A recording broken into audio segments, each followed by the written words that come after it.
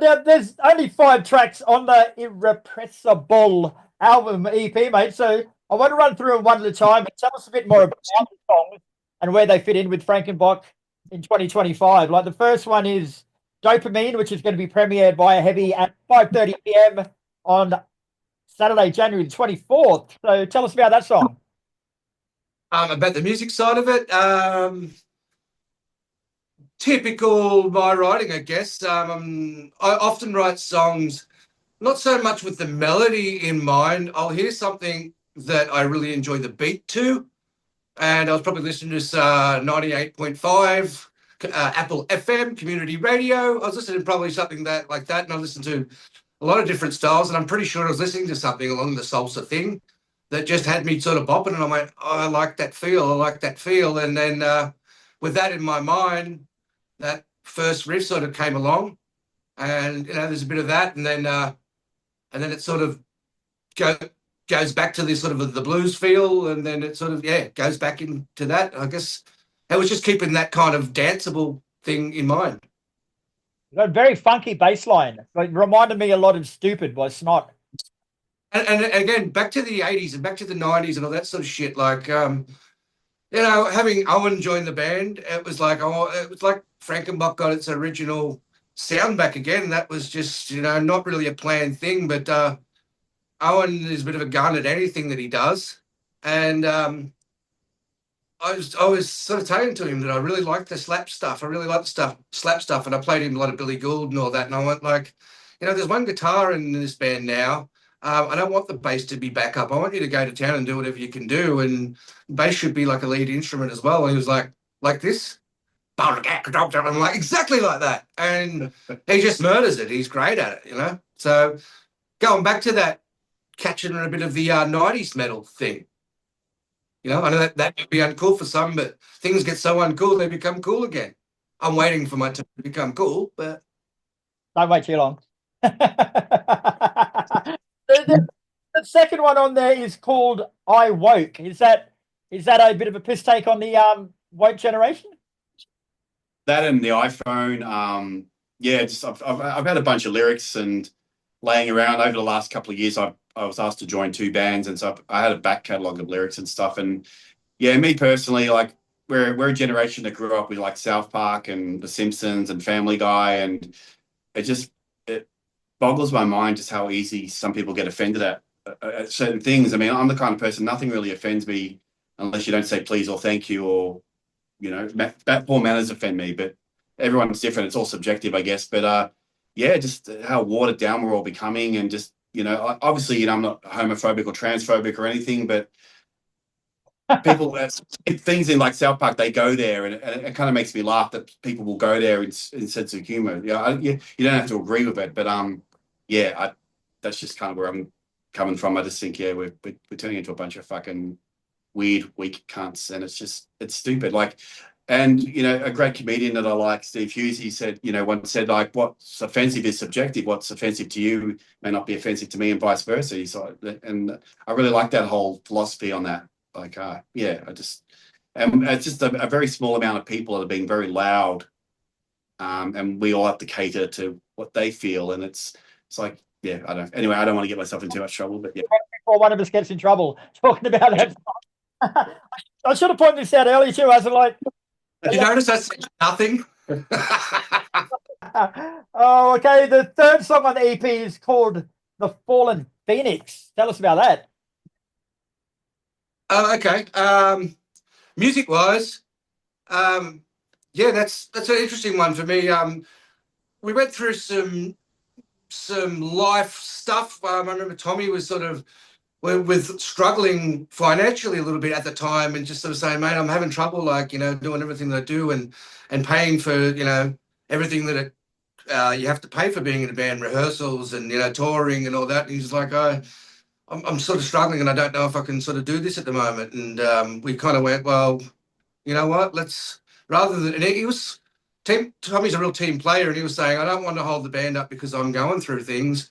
Maybe we should get somebody else, and, until I'm ready. And I'm like, I'm not really into doing that. I'm like, it's a team, it's a family. And you know what, if you've got problems, we've got problems. And I would much rather wait until you've got that sorted out, until we can move forward again, rather than just, you know, this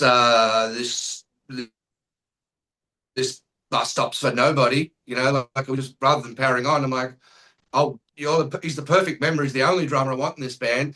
So if we have to wait until it's right for him, that's what we would do. But admittedly, I was kind of like, I felt like we were all firing up at the time, and that kind of put a handbrake on things. And I've been broken many times in this band, and I was actually kind of deflated. And I was having I often have a lot of my thoughts and decisions in the shower, and I was thinking, what am I going to do? Have I had enough of this now? I'm like, is it all too hard? And I just went, no, I'm not going to stop. I'm not going to stop. And then I just heard this, this rising riff, which to me was just sort of like, yeah, fighting back, and like from being kicked down to sort of just like not giving up. And that's where that riff just sort of came to me in my head. And it was like, no, I won't be stopped. I will not, I won't be bargained with, or I won't be disheartened. Regardless, no matter what, I'm going to push on. And that riff just came straight out of it. And that's kind of special to me, because whenever whether it's anyone else's favorite song or not, every time I hear that, to me, it represents like me just going, fucking not giving up, no way. As if anything, I'm going to go even fucking harder now. And that's where that one came from. Yeah. Very cool. For me, personally, I don't know everyone else where they're at with it, but yeah. Well, who gives a fuck about anyone else, AZZA? It's all about you. Yeah, that's right. That's you know. I thought you could argue about that for a second. I'm like, hang on. What wonderful philosophy you have. Miss up the face. All right, we'll move on to We're Not the Drummins. Lyrically, it's kind of personal to me. I grew up in a pretty weird, toxic family. And as a child, I used to always kind of watch a lot of TV, and I would sort of get lost in that world of the Drummins and the Keatons and all the great, pristine, you know, the Cleavers and all that sort of, those really awesome, perfect TV families. And so I think the lyrics for me, it's kind of cathartic in the sense of just acknowledging what my family was, and that the fact that they aren't what I would have liked them to be. But I guess at the end, how you can grow from that and develop into something better and rise above it. You don't have to fall into that victim category if you come from something sort of bad. Like, not that my family was the worst family on the earth or anything, but one word. Yeah, you know, it sounds a bit emo coming out like that, but yeah, just that whole thing where, you know, sometimes I was, as a kid, I was always sort of had a philosophy or a mindset of escapism. Like, I was always losing myself in movies and TV shows and wanting to be there. And I guess the lyrics it's kind of about that. Yeah. Great. And the final track is called Static Wings. Yeah, okay. Musically, I don't know. When you first showed it to me, when you first showed it to me on the hard drive, it sounded like a heavy metal John Farnham kind of song to me. It sounded like that This Time We're Playing to Win. That's what it reminded me of personally. And I really liked it. I thought it was really catchy and awesome. And it kind of inspired me lyrically. As you know, all these people, they say, you know, this is the last time and I'm done. And they keep sort of coming back.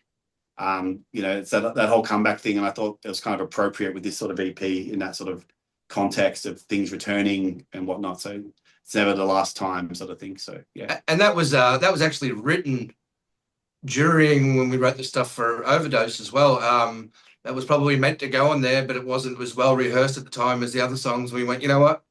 We just won't worry about that. We'll concentrate on these 10. And that sort of just got left on the cutting room floor. But I didn't think it was, you know, such a great song. I was like, well, it got left on the cutting room floor and didn't get the attention because, you know, it wasn't as good as the others. But then some of the other guys in the band kept on reminding me of the song, like, we should do that song because, you know, they really liked it. And I was not super excited about it for a very long time, but I thought, oh, there's something in it, so let's push forward. And it wasn't until, and I'd also been playing it for years with no vocals, just trying to keep it alive and, you know, trying to have some sort of belief in the song. And it was as soon as Hutchy put vocals on it, it just all made sense and breathed life into it, gave it color. And that's it's what they call to me, it's what the dark horse of the album. You know, one that I didn't think that was like, yeah, it's okay. And turns out it's often a lot of people's favourites. So we had, speaking of vocalists, we had Dan White here on Sunday.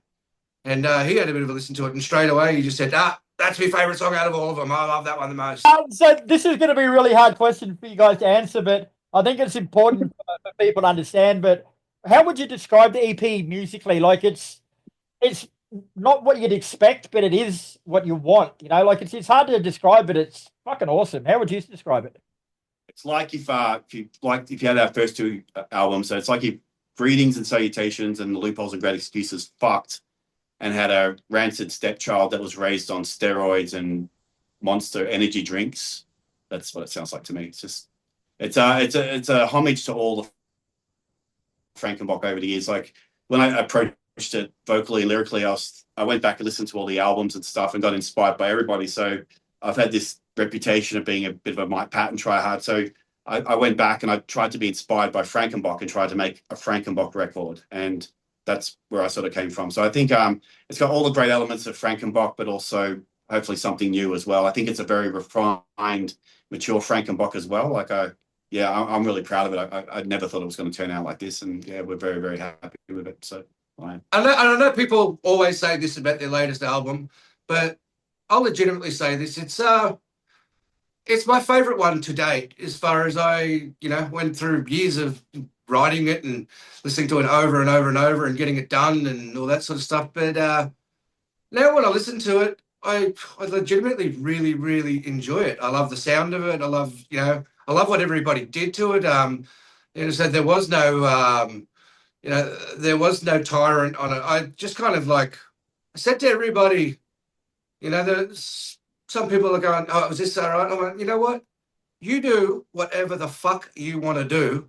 Just do it as the best that you can. And that's clearly everybody doing whatever they want as to their best ability. And it's turned out great because of that, I think. It's strange how much and it's also, I've write the songs that I felt like writing. I kind of just did whatever the fuck I want, not worrying about what anyone else thinks. And I haven't been so encouraged by the other boys as well, getting behind the ideas. And I have the kind of very bland kind of, hey, this is my idea. But after it goes through the Frankenbok machine and everybody puts their parts on it, it turns into something completely different. But yeah, I'm really, really happy with it. I love listening to it. So Frankenbok are going to be celebrating the release of the new EP by hitting the road with Alien Ant Farm and Drowning Pool for 4 shows, starting in Brisbane on February the 7th, then hitting Sydney, Melbourne and Adelaide. I don't know about you guys, but I reckon it's going to be a fucking blast. It's going to be unreal. It's going to be so good. I'm stoked to be doing the Alien Ant Farm thing. And it's funny, we were sort of known as the Don't Call Me Baby band, and they were, known as the Michael Jackson fucking band and all that. But I'm impressed with just to see all these years later, they're still punching on, releasing stuff. And there's a whole bunch of kids out there. There's a whole bunch of people out there that are fans of Alien Ant Farm, what they're doing now, that don't even know about that cover, which is a great thing. And for us, it's we'll get to play to a bunch of people that I would say wouldn't normally come to one of our shows. So we're stoked about that, and really stoked about our Drowning Pool being added as well. Yeah, absolutely. That's what's giving me a hard on. Yeah, lots of people are really pumped about that. Very cool, guys. And before that, actually, you've got a sneaky celebration for your 50th lap around the sun in Melbourne. What's going on there? Yeah, this is another one of my 50th birthdays. I'm that old that I knew the Dead Sea when it just got sick. Yeah, I can't believe it. I still feel like I'm 18, and all of a sudden there's the big 5-0, and it's like, shit, here it is. Don't give a shit about you turning 50. We want to know where the party is. Where's the party? Northcote Social Club in Northcote. Thank you, Hutchy. Shut up, AZZA. But the future does look bright for Frankenbok, guys, but the immediate future is the release of Irrepressible on January the 31st. So I know you guys got a lot of promo and stuff out there for it, but where can people get a hold of a copy or pre-order it or do whatever they want with it? available on all the streaming platforms. So if you don't want to play for music or support the bands, you can get it that way. Otherwise, you can get it from our Bandcamp. It's $10, and we've done a limited edition pressing of the CD with foil metallic artwork, and that's $35 through our website as well. So head to frankenbok.net. And we've gone all out. You know, we were sort of doing things where, you know, we were sort of burning CDs and making our own covers and all that, which was fantastic. But I think we're so happy with this, and it's kind of a big deal to us. We went, you know what? We spared no expense. So we've kind of gone all out to make it look as sexy as it sounds. It's a way of saying thank you from us to everyone for sticking with us. I mean, yeah, like, I mean, I personally, when I get CDs and stuff, I like a package. I like beautiful artwork. It's, you know, he spared no expense. And will there be physical copies available for people at the gigs, or do they have to order them online? Yes, there will be. I mean, providing that, you know, the thousands that we made don't get, they probably will get sold out. So you better hurry to a show, or, you know, but yeah, that's the whole thing is there's the online deal, but we're really pumped to be able to, like, I think what will actually turn people is when they rock up, hold it in their hands and have a look at it, because it's, you know, looks great, and it's, you know, something to hold rather than just a file you own sort of somewhere. Actually something to have and hold and behold. There might not be anything on the CD, like just don't unwrap it, just keep it with your collection. Does it look good? I've got the Tool album. I spent $130 on that. I haven't even opened it, but I think I had a 15-second look inside somebody else's, and bloody beautiful, so good. Now this isn't a scheduled question. This is just off the cuff. But I want you both to tell me one thing about each other that has changed for the better since you were last in a band together.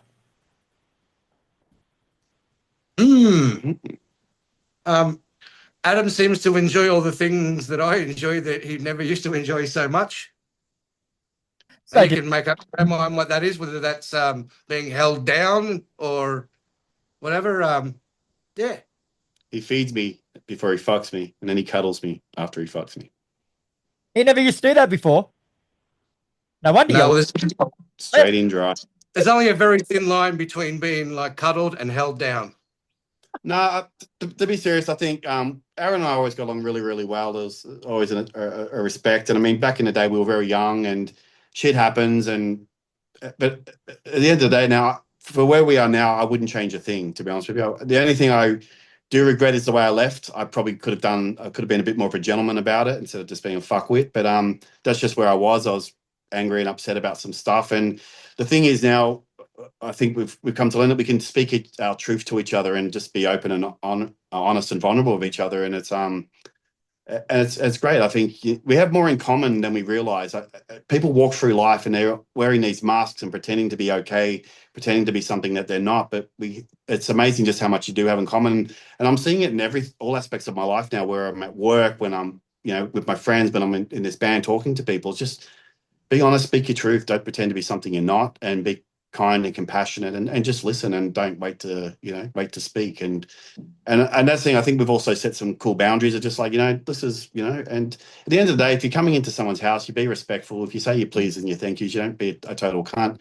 There's no real reason for anyone to be a fucking asshole back to you. And if they are, then they're not meant to be in your life. And it's really just as simple as that. So yeah. And in the early days, we had no skills. We were kids, you know, like you don't know how to deal with disagreements and all that thing. Like you have a disagreement, you're like, oh, fuck, I don't know what that cunt says. You know what, I'm going to talk about him. You know, like we've been through a whole lot of that, and we've sort of like learnt the skills of life. And you know what, sit someone down and go, hey man, about this thing, and just have a conversation. And you know, it's not just a band, man, it's a family. So like when Tommy was thinking like, oh, because of some things in his life he might not be able to continue on, it's like, well, no, this band, we don't want another drummer. Or, you know, this is before I was in the band, but this is how the band felt. And it's like, no, we'll work through it and we'll get through it. So if someone ends up homeless or destitute or something, then we're all going to chip in and help that person. Because as far as I'm concerned, like, this is a really great lineup of the band. Like, for me, this is kind of like my first band, Bacterium and Frankenbok and Five Star all put in together. It's got all those aspects of all the music I've ever wanted to do.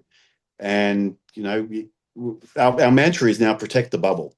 And, you know, we're not concerned with the egg, sorry. Protect the egg, sorry. Could you cut? Our mantra now is to protect the egg.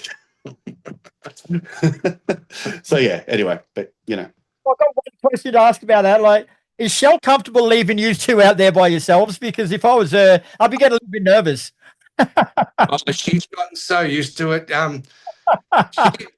Hutchy first started sort of talking shit again and talking about music and watching movies and stuff together. She came out and she said, "You two are fucking revolting. You know that?" And I was like, "Yeah, I do." She said, "It's also really cute. I haven't seen you having this much fun being in this band in a really long time. You seem like really happy." And she said, "I think it's really beautiful that you guys have, after all this sort of shit, you know, is that like calling each other constantly.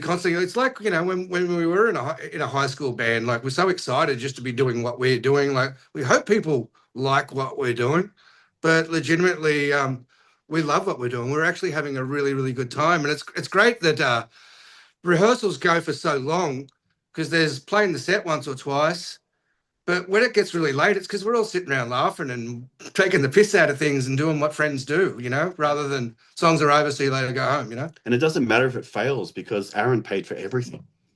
Yeah, in blood. He's a good man. It's a lot of fun. And one thing for me, when I first sort of came back for my first rehearsal, Aaron and I spent the day together. We went to this Elvis impersonator, and after we got some lunch. And it felt like back in the days when we were in Cranberry going to Connery and getting a Hawaiian burger and stuff. The sun was out. It just felt like when we were kids, like in our teenage years and stuff. And it was really, really awesome. And you know, I'm gonna shut up now. You know, the funniest thing about this is like that whole serious conversation has gone on with that photo of AZZA in the background looking like that on my picture.